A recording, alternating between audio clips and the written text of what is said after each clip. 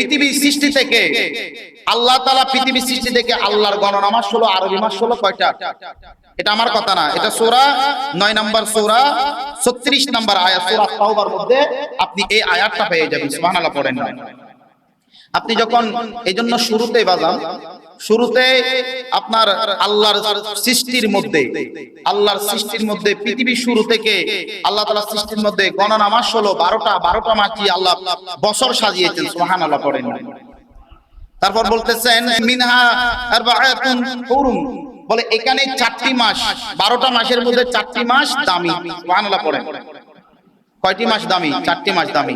4টি মাসের মধ্যে হচ্ছে 1 নাম্বার, আপনি যখন 4টি মাস ধরবেন, জিলকদ, জিলহজ, মুহররম, রজব মাস। আল্লাহ তাআলা বলেছেন, আমার নবী বলেন শাহরুল্লাহ, নিশ্চয় এটি হলো আল্লাহর মাস। সুবহানাল্লাহ বলেন যালিকা দ্বীনুল কাইয়িম, আল্লাহ তাআলা বলতেছেন এটাই হচ্ছে সুপ্রতিষ্ঠিত একটা ধর্ম।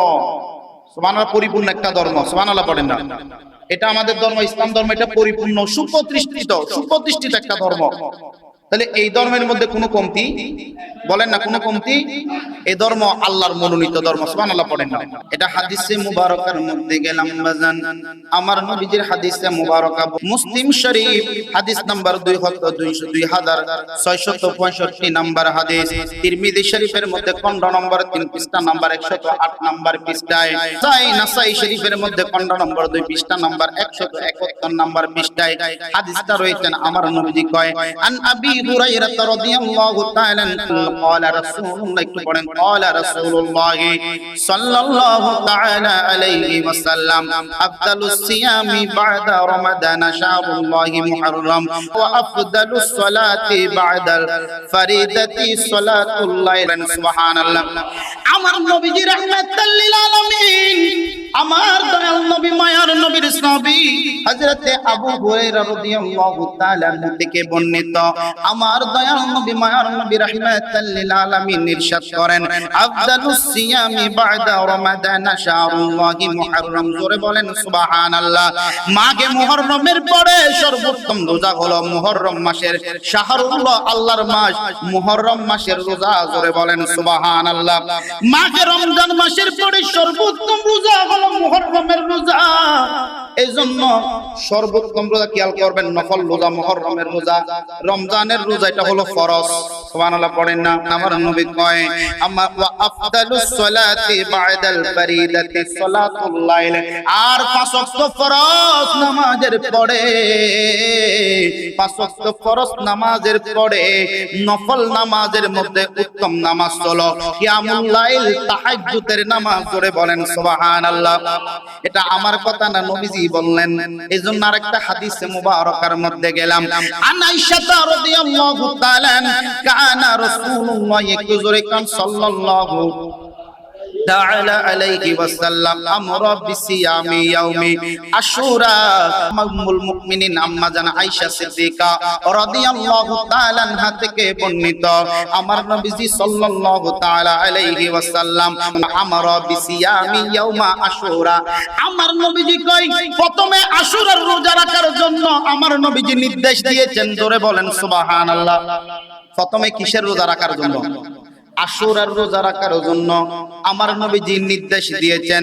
এরপরে আবার বলে ফালাম্মা ফারিদা রমাদানা, যখন রমজানের রোজাগুলো যখন ফরজ হয়ে গেল, রমজানের রোজা যখন ফরজ হয়ে গেল, আমার নবীজি কানা মানশা সাওমা ওয়া মানশা আফতার, যার ইচ্ছা হয় মুহররমের রোজা রাখো, যার ইচ্ছা হয় না রাখলে সমস্যা নাই। জোরে বলেন সুবহানাল্লাহ। কিন্তু রাখলে সওয়াব আছে না নাই? নবীজি বলেন এই মুহররমের রোজাগুলা যখন রাখবা, পূর্ণ 1 বছরের সওয়াব, নফল রোজার সওয়াব আপনার আমলনামায় আমার আল্লাহ লিপিবদ্ধ করে দেবেন। জোরে কোন সুবহানাল্লাহ। সালাতুন ইয়া রাসূলুল্লাহ।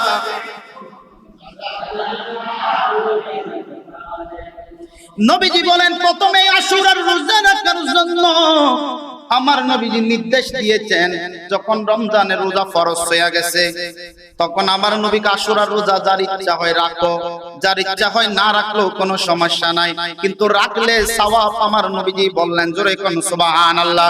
এজন্য আরেকটা হাদিসে মুবারকার মধ্যে গেলাম, আন ইবনে আব্বাস রাদিয়াল্লাহু তাআলা মা রাআইতুন নবী, জোরে বলেন সাল্লাল্লাহু তাআলা আলাইহি ওয়াসাল্লাম ইয়াতাহাররা সিয়ামি ফাদদালাহু আলা গায়রি ইল্লা হাযা আশুরা, জোরে কোন সুবহানাল্লাহ, জোরে বলেন সুবহানাল্লাহ।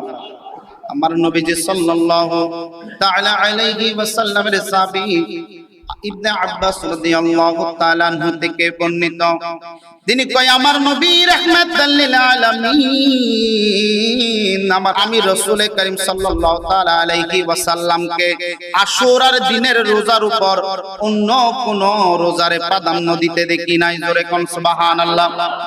এটা কার কথা? রাসূল করিম সাল্লাল্লাহু হাদিসে মুবারকা, ইয়াতাহাররা সিয়ামি ফাদদালাহু আলা গায়রি ইল্লা হাযাল ইয়াউমা আশুরা, এই আশুরার রোজারে আমার নবীজি এই রোজার উপর কোন রোজারে প্রাধান্য দিতে দেখে নাই।